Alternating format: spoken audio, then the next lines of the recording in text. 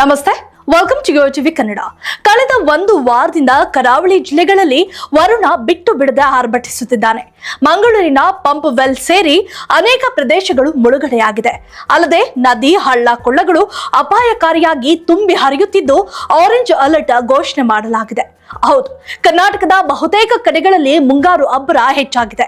ಇಂದಿನಿಂದ ಕರಾವಳಿ ಹಾಗೂ ಮಲೆನಾಡಿನ ಕೆಲವು ಪ್ರದೇಶಗಳನ್ನ ಹೊರತುಪಡಿಸಿ ಉಳಿದೆಲ್ಲೆಡೆ ಸಾಧಾರಣ ಮಳೆಯಾಗುವ ಸಾಧ್ಯತೆ ಇದೆ. ದಕ್ಷಿಣ ಕನ್ನಡ, ಉಡುಪಿ ಹಾಗೂ ಕೊಡಗು ಜಿಲ್ಲೆಗಳಿಗೆ ರೆಡ್ ಅಲರ್ಟ್ ಘೋಷಣೆ ಮಾಡಲಾಗಿದೆ.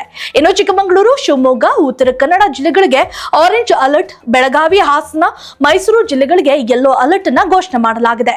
ವಿಜಯನಗರ, ತುಮಕೂರು, ರಾಮನಗರ, ಮಂಡ್ಯ, ಕೋಲಾರ, ದಾವಣಗೆರೆ, ಚಿತ್ರದುರ್ಗ, ಚಿಕ್ಕಬಳ್ಳಾಪುರ, ಚಾಮರಾಜನಗರ, ಬೆಂಗಳೂರು ಗ್ರಾಮಾಂತರ, ಬೆಂಗಳೂರು ನಗರ ಹಾಗೂ ಯಾದಗಿರಿ, ವಿಜಯಪುರ, ರಾಯಚೂರು, ಕೊಪ್ಪಳ, ಕಲಬುರಗಿ, ಹಾವೇರಿ, ಗದಗ, ಧಾರವಾಡ, ಬೀದರ್ನಲ್ಲಿ ಸಾಧಾರಣ ಮಳೆಯಾಗಲಿದೆಯಂತೆ.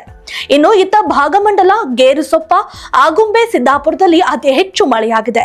ಸುಳ್ಯ, ಕಾರ್ಕಳ, ಕೋಟಾ, ಧರ್ಮಸ್ಥಳ, ಬೆಳ್ತಂಗಡಿ, ಸಿದ್ದಾಪುರ, ಉಪ್ಪಿನಂಗಡಿ, ಕುಂದಾಪುರ, ಹೊನ್ನಾವರ, ಕ್ಯಾಸಲ್ ರಾಕ್ ಹಾಗೂ ಉಡುಪಿ, ಮಾಣಿ, ಮಂಕಿ, ಕಮ್ಮರಡಿ, ನಾಪೋಕ್ಲು, ಜೈಪುರ, ಶೃಂಗೇರಿ, ಪೊನ್ನಂಪೇಟೆ, ಕೊಟ್ಟಿಗೆಹಾರ, ವಿರಾಜಪೇಟೆ, ಪುತ್ತೂರು, ಮಂಗಳೂರು, ಕುಮಟ, ಸೋಮವಾರಪೇಟೆಯಲ್ಲಿ ಮಳೆಯಾಗಿದೆ.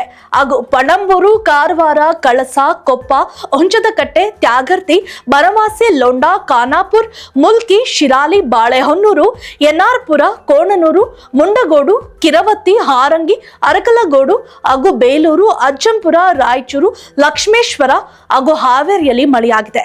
ಬೆಂಗಳೂರಿನಲ್ಲಿ ಮೋಡ ಕವಿದ ವಾತಾವರಣವಿದ್ದು ಮಂಗಳವಾರ ಅಲ್ಲಲ್ಲಿ ಸಾಧಾರಣ ಮಳೆಯಾಗಿದೆ ಅಂತ ವರದಿಯಾಗಿದೆ.